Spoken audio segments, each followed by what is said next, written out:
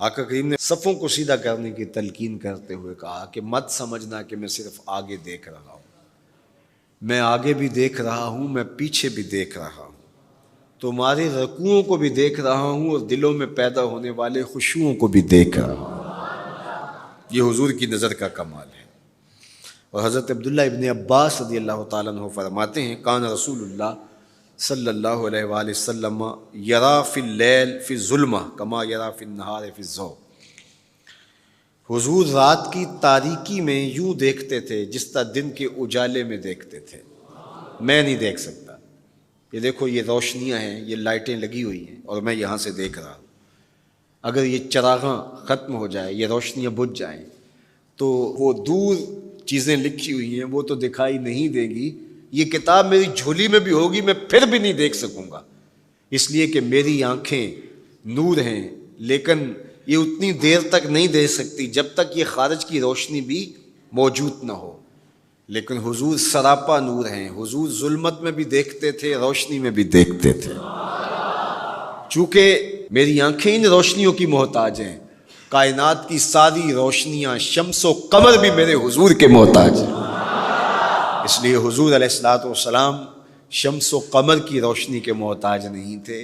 حضور کی مبارک آنکھیں جو ہیں وہ اندھیرے میں بھی دیکھتی تھیں اور حضور کی آنکھیں روشنی میں بھی دیکھتی تھیں۔ آقا کریم علیہ السلام نے ایک موقع پہ ارشاد فرمایا وَإِنَّ مَوْعَدَكُمُ الْحَوْض وَإِنِّي لَأَنظُرُ إِلَيْهِ مِن مَقَامِي هَٰذَا، بخاری مسلم باقی کتب حدیث میں موجود ہے۔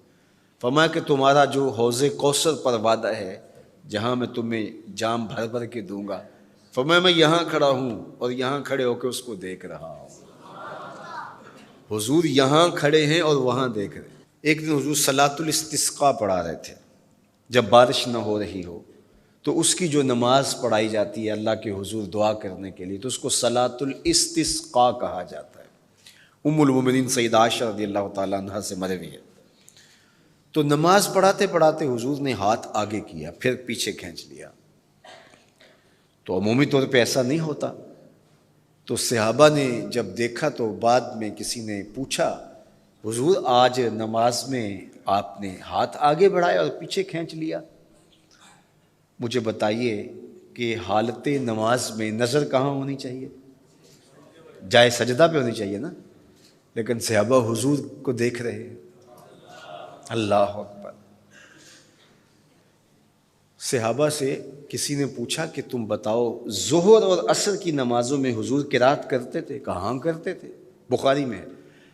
تمہیں کیسے پتہ ہے کرتے تھے؟ کہا نحن نعلم باضطراب لحیتہ، ہم حضور کی مبارک داڑھی کی جنبش سے اندازہ کرتے تھے کہ قرات ہو رہی ہے۔ معلوم ہوا نماز بھی چلتی رہتی تھی، رخ محبوب کی دید بھی ہوتی رہتی تھی۔ اور اقبال کہتا ہے شوق تیرا اگر نہ ہو میری نماز کا امام، میرا رکوع بھی حجاب میرا سجود بھی حجاب۔ اللہ اکبر۔ تو حضور نے ہاتھ آگے بڑھایا اور پھر کھینچ لیا۔ پوچھا گیا حضور یہ آج نماز میں ایک نئی چیز ہم نے دیکھی، آپ نے ہاتھ آگے بڑھایا پھر کھینچ لیا؟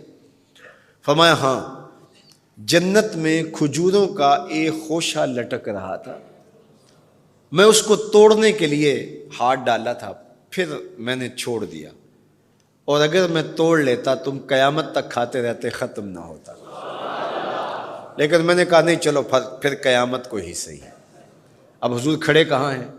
مدینۃ المنورہ میں، اور جنت کہاں ہے؟ سدرۃ المنتہا سے اوپر۔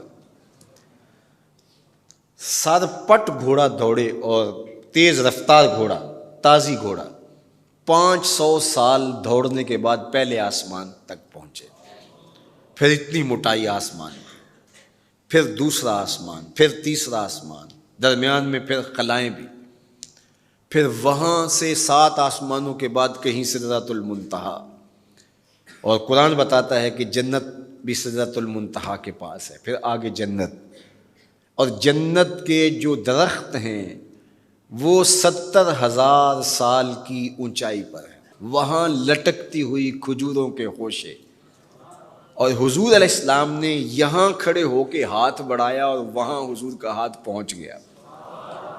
یہ ہاتھ کے پہنچنے کی منتہا نہیں ہے، ضرورت یہاں تک کی تھی لہٰذا یہاں تک پہنچا، اگر ضرورت اس سے آگے کی ہوتی تو آگے بھی پہنچ جاتا.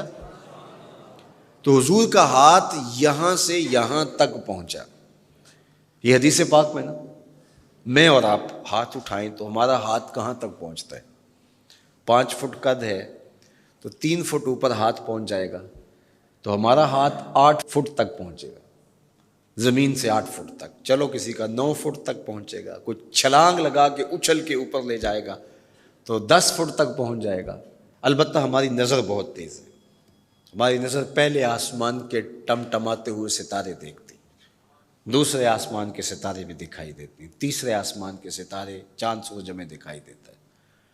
ہمارا ہاتھ 3 فٹ تک یا 10 فٹ تک پہنچتا ہے، نظر تیسرے آسمان تک پہنچتی ہے، اور جس کا ہاتھ جنت تک پہنچتا ہے اس کی نگاہ کہاں تک پہنچتی ہوگی، اس کی نظر کا کمال کیا ہوگا.